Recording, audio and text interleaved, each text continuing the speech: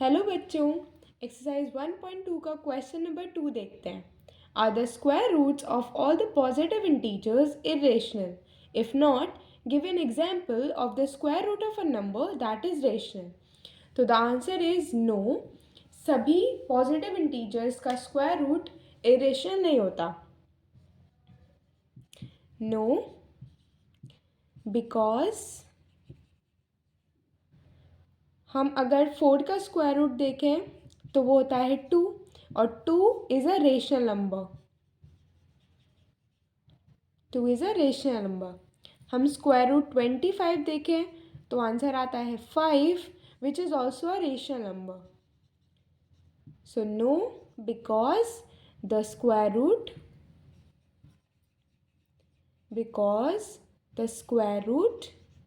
of 4 and 25 is rational. Okay. Exercise 1.2 का question number 3 देखते हैं. Show how root 5 can be represented on a number line.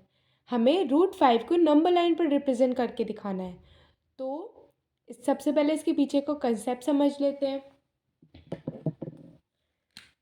ये है हमारी नंबर लाइन जिस पे ये 0 है और इधर सारे पॉजिटिव नंबर्स होंगे 1 2 3 4 और इधर सारे नेगेटिव नंबर्स -1 -2 इस तरह से. ठीक है. तो अब यहाँ पर हमें रूट 5 को रिप्रेजेंट करना है. रूट 5 कहीं यहाँ पर लाई करेगा, पर हम इसे शो कैसे करेंगे? तो हम इसे शो करेंगे पाइथागोरस थ्योरम की हेल्प से. पाइथागोरस थ्योरम क्या कहता है कि ये हमारा एक राइट एंगल ट्राइंगल है. पाइथागोरस थ्योरम जो होते हैं वो राइट एंगल ट्राइंगल्स पर वर्क करते हैं. ये एक राइट एंगल है. राइट एंगल मतलब 90 डिग्री. ये हमारा बेस है, बेस ऑफ द ट्राइंगल. ये हमारा हाइट है, हाइट या फिर इसे हम ऑल्टीट्यूड भी कहते हैं. ये हमारी हाइट है. और ये जो लॉन्गेस्ट साइड है इसे हम कहते हैं हाइपोटेन्यूज. ये जो लॉन्गेस्ट साइड है इसे हम कहते हैं हाइपोटेन्यूज. हाइपोटेन्यूज. ओके. अब हाइपोटेन्यूज को निकालने का फॉर्मूला होता है, इसे हम ऑल्टीट्यूड से रिप्रेजेंट करते हैं, वरना दोनों एच से हो जाएंगे. इसे हम ए से रिप्रेजेंट करते हैं ऑल्टीट्यूड. हाइपोटेन्यूज को निकालने का फॉर्मूला हमने पढ़ा हुआ है रूट में ए का स्क्वायर प्लस बी का स्क्वायर, मतलब हाइट का स्क्वायर प्लस बेस का square is the hypotenuse in root. Okay. अब हम देख लेते हैं कि हमें रूट 5 को कैसे रिप्रेजेंट करना है. तो बच्चा, हम यहाँ पे कंस्ट्रक्ट करने वाले हैं एक नंबर लाइन. ये हमारा जो नॉर्मल स्केल होता है ये मैंने ही लिया है और हम एक नंबर लाइन कंस्ट्रक्ट करने वाले हैं. हमने ये नंबर लाइन बना ली. 0 को हम यहाँ पे मार्क करेंगे. इधर हमारा -1 है, इधर हमारा 1 है, फिर हमारा 2 है, फिर हमारा 3 है. इस तरीके से हमारी सारी डिस्टेंसेस है. ठीक है. अब हम क्या करने वाले हैं कि हम यहाँ पे हम 2 यूनिट्स का डिस्टेंस लेंगे. मैंने ये जो अभी आपको राइट एंगल ट्राइंगल समझाया था इसमें हमने क्या समझा था कि ये हमारे पास राइट एंगल है, ये हमारा बेस है, ये हमारा ऑल्टीट्यूड है या हाइट है, और ये हमारा हाइपोटेन्यूज. तो अगर हम बेस को 2 यूनिट्स ले लें और ऑल्टीट्यूड को 1 यूनिट ले लें, तो बेस को 2 यूनिट्स, ऑल्टीट्यूड को 1 यूनिट, तो देखो हमें हाइपोटेन्यूज कैलकुलेट करने का फॉर्मूला अभी हमने देखा था, बेस का स्क्वायर प्लस ऑल्टीट्यूड का स्क्वायर. तो हमने बेस कितना लिया है 2, तो 2 का स्क्वायर करेंगे, प्लस ऑल्टीट्यूड हमने कितना लिया है 1, तो 1 का स्क्वायर करेंगे. तो 2 का स्क्वायर कितना हुआ 4 और 1 का स्क्वायर तो 1 ही होता है. तो कितना आंसर आया हमारे पास रूट 5.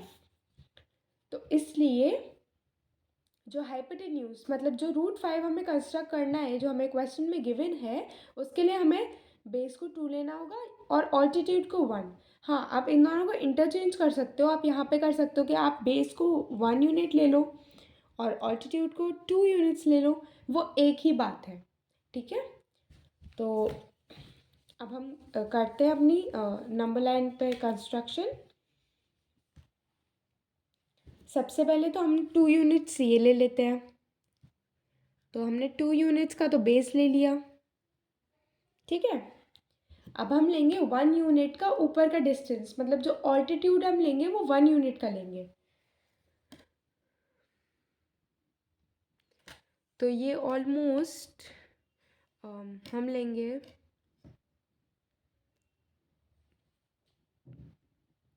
ये हमने ले लिया 1 यूनिट का, ठीक है। तो ये हमारा ऑल्टीट्यूड तो हो गया हमारा 1 यूनिट का, और जो हमारा बेस है वो कितने यूनिट्स का हो गया, वो हमारा 2 यूनिट्स का हो गया। अब हमें क्या करना है, ये जो लाइन है सॉरी ये जो ज़ीरो वाला पॉइंट है और ये जो पॉइंट है, हाँ लेट्स से हम इसे एक नाम दे देते हैं। ये जो पॉइंट है हम इसे नाम देंगे ए, और ये जो पॉइंट है इसे हम नाम देंगे बी, और ये जो पॉइंट आया है इसे हम नाम देंगे सी। सो ए सी को ज्वाइन करना है हमें, तो लेट्स ज्वाइन, ठीक है। ये हमने ज्वाइन कर दिया। अब ये देखो, ये आपको एक राइट एंगल ट्राइंगल मिलेगा सिमिलर टू दिस ट्राइंगल, ये अभी हमने कंस्ट्रक्ट किया था। तो अभी हाइपोटेन्यूज निकाल लेते हैं। तो ये देखो, ये 2 यूनिट्स हैं, ये 1 यूनिट है, तो ये आ गया √5 यूनिट्स। अब आपको कंपास की हेल्प से आप अपनी कंपास की टिप यहाँ पर रखोगे।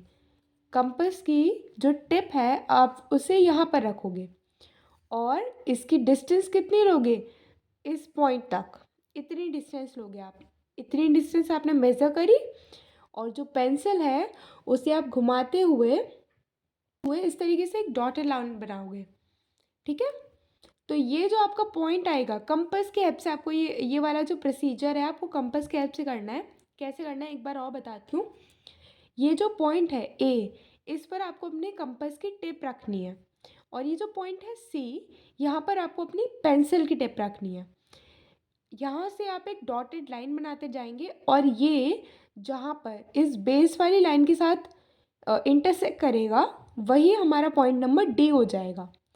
पॉइंट नंबर डी, और यही हमारा क्या हो जाएगा, √5, ठीक है। तो हमने ये देख लिया कि हम √5 को कैसे रिप्रेजेंट करेंगे। ये जो हमने √5 लिया था ये डिस्टेंस था, पर जो हमें एक्चुअल पॉइंट निकालना था नंबर लाइन पर वो हम इस मेथड से निकालेंगे। तो ये आई होप सो आपको समझ में आ गया होगा।